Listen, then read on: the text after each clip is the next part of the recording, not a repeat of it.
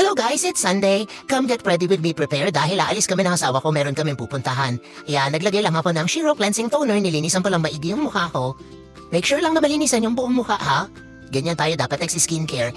After ng toner, gumamit lang tayo ng Shittery Skin Elixir. It's a serum na inilalagay sa face para mag-moisturize sa face natin. Ayan, i-apply lang siya evenly sa face, isama na rin yung leeg.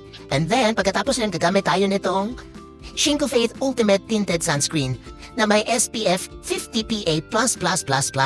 Meron din siyang UVA and UVB protection.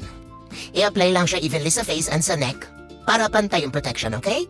After niya, nag-makeup lang muna konti and yan, naglalaro ng ganda-gandahan si ate mo. Medyo nasatisfy naman ako sa makeup ko dyan. Very mild lang ang atake. I'm not sure, bahala na kayong mag-judge. Basta naglalaro ko ng ganda-gandahan dyan at satisfied ako sa pagkakaayos ng mukha ko. Tas yan, nasa mall na kami, naglalakad-lakad kami ng asawa ko.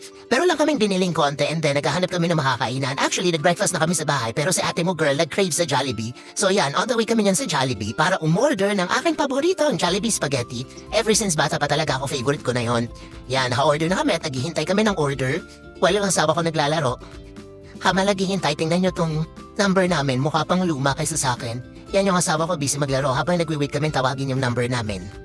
Yan na, tinawag na yung number namin, so pumunta na sa counter ang husband ko para kunin yung aming order. Very light meal lang naman kasi hindi naman kami nga masyadong gutom kasi nag-breakfast kami sa bahay. Yan, and yan, kumain na kami, nagbisa na kami kumain. Sa ate mo girl, feeling vlogger. Sarap ng fries, be? Sige, kain lang ng kain. Tapos yung burger. Sige, lafang. Kain ng kain. Gutom ka ba? Diba crave mo spaghetti lang? Bakit kung ano-ano kinakain mo? May pa-happy-happy dance ka pa dyan nalalaman. Sige, feel mo pa yung sarili mo para kang timang.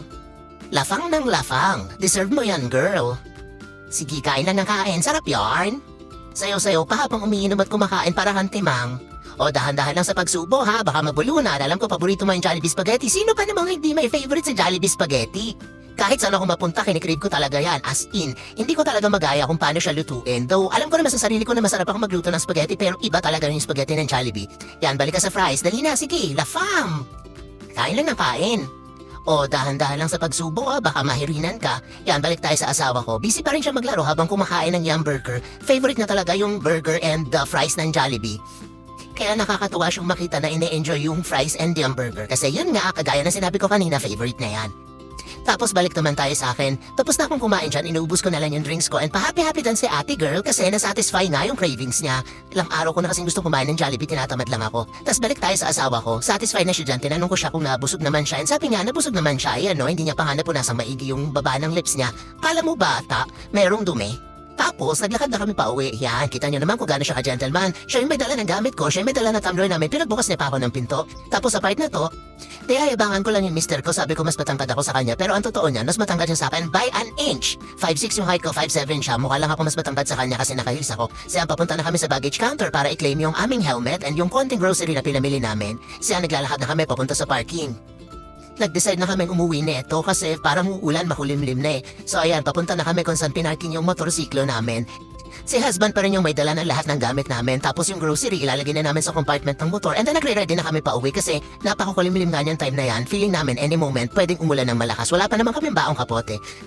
Pag inabot kami ng ulan, nako, parehas kami magmumukhang basang sisiw. So yan, all the way na kami pa uwi sa bahay. And babuti na lang walang traffic sa kalsada. Himala to ha, bihirang-bihira na ganito kaluwag yung East Service Road. Yan, ang kitang helmet ko, no, kita nyo. So babiyahe na kami pa uwi. Kita nyo naman, medyo makulimlim.